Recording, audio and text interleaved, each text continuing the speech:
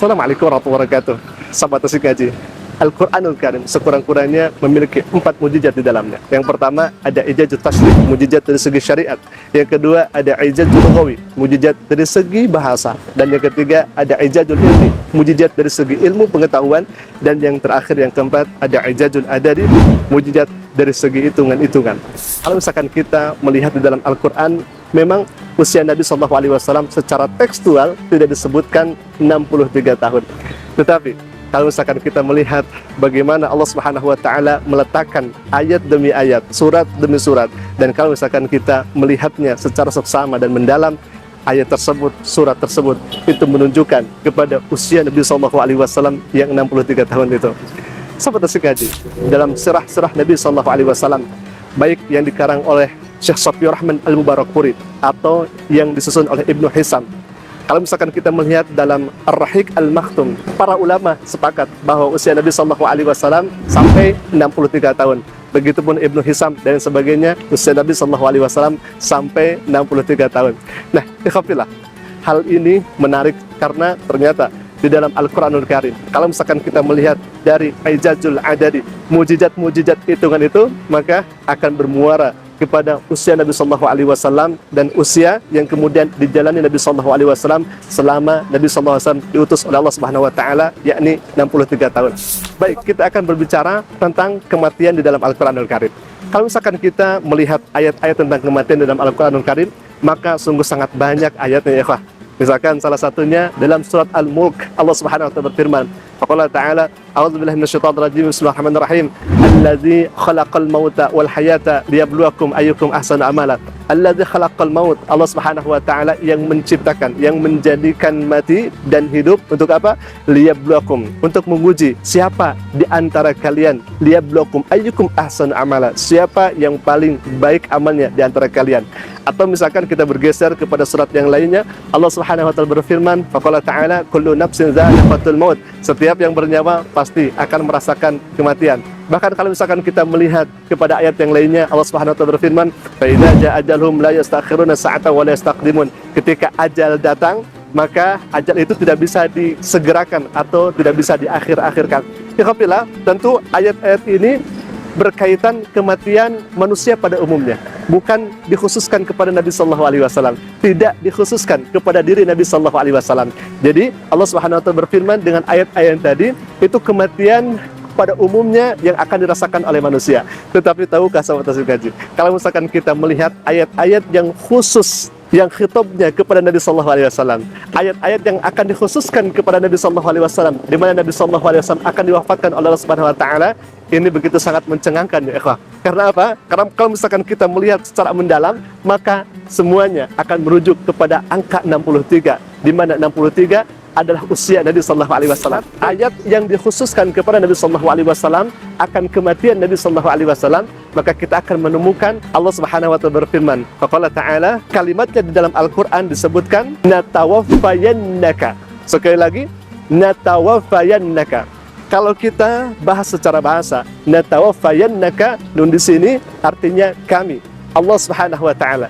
Tawaffayanna dari kata tawaffa ya tawaffa. Di dalam ayat ini Allah Subhanahu wa taala menggunakan fi'il mudhari, artinya sesuatu yang akan datang, sesuatu yang akan terjadi. Maka disebutkan natawaffayanna. Kemudian di sana ada nun taukid untuk menegaskan. Natawaffayanna. Sesungguhnya Allah Subhanahu wa taala betul-betul akan mewafatkan, dan yang menarik di sini di ujungnya ada kaf, menandakan bahwa khitabnya kepada Nabi Sallallahu Alaihi Wasallam. Jadi kalau misalkan kita terjemahkan, ya ikhwah, natawaffayannaka, sesungguhnya Allah Subhanahu Wa Taala benar-benar akan mewafatkanmu, ya Muhammad. Baik, ya ikhwah, menariknya di sini ternyata kalimat ini natawaffayannaka ada di dalam 3 surah. Surah apa saja ini? Yang pertama ada di surah Ghafir, yang kedua ada di surah Ar-Ra'd, dan yang ketiga ada di surah Yunus. Kalau misalkan kita jumlahkan, yang pertama natawaffayannaka di surah Ghafir, Allah Subhanahu wa taala urutkan surah Ghafir di surah yang ke-40. Dan kalau misalkan kita beranjak kepada surah Ar-Ra'd, dan Ar-Ra'd ini Allah Subhanahu wa taala mengurutkannya di surah ke-13. 40 tambah 13, maka semuanya 53. Dan subhanallah, Allah Subhanahu wa taala meletakkan natawaffayannaka, sesungguhnya kami akan mewafatkanmu Muhammad. Kak, di sini khitabnya kepada Nabi sallallahu alaihi wasallam, dan itu ternyata ada di surah Yunus. Surah Yunus ditempatkan oleh Allah Subhanahu wa taala di posisi yang ke-10. Kalau misalkan kita jumlahkan Ghafir surah ke-40, kemudian tadi Ar-Ra'd surat ke-13, maka jumlahnya 53, kemudian surah Yunus ada di urutan ke-10. Kalau misalkan kita jumlahkan semuanya 63.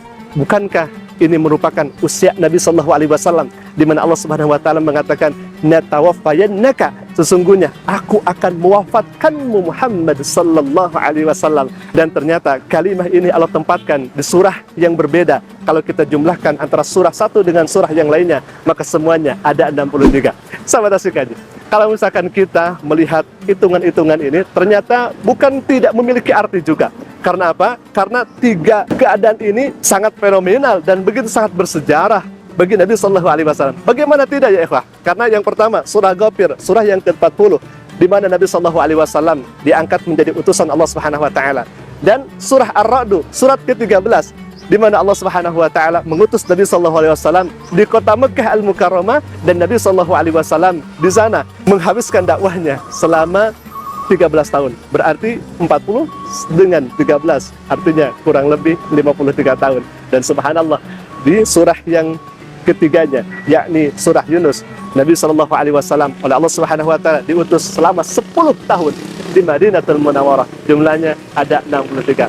Pertanyaannya kemudian, apakah ini merupakan kebetulan atau justru hal ini ditetapkan oleh Allah Subhanahu Wa Taala yang berfirman, kemudian Allah Subhanahu Wa Taala menjadikan kitab ini sebagai petunjuk bagi kaum muslimin. Sahabat Asyik, sekali lagi, kita sebagai kaum muslimin tentu bahwa kita meyakini di dalam Al-Quranul Karim bukan hanya surah saja, bukan hanya bagian-bagian Al-Quran termasuk ayat dan sebagainya, tetapi subhanallah, dari huruf ke huruf, satu huruf, dua huruf, tiga huruf yang lainnya, semuanya mengandung mujizat yang begitu sangat nyata, mujizat yang begitu sangat besar, yang bisa kita ambil hikmahnya dan bisa kita tafakuri untuk meningkatkan keimanan kita di hadapan Allah Subhanahu Wa Taala. Sahabat Asyik, semoga bermanfaat dan tunggu video-video kami berikutnya. Insya Allah akan semakin menarik dan kita akan mencoba menggali bagaimana ijazul adad yang ada dalam Al-Quranul Karim. Semoga hal ini bisa menaikkan keimanan, ketakwaan kita ke depan Allah Subhanahu Wa Taala. Amin ya Allah rabbal alamin. Alhamdulillah, semoga bermanfaat. Kami sekarang berada di Masjid Besar, Masjid Jami Tasikmalaya. Alhamdulillah, Masjid Agung Kota Tasikmalaya. Semoga kita bisa bersilaturahmi di hari-hari berikutnya. Alhamdulillah, mungkin itu dulu. Semoga bermanfaat. Aku qouli hadza. Ala pemini. Assalamualaikum warahmatullahi wabarakatuh.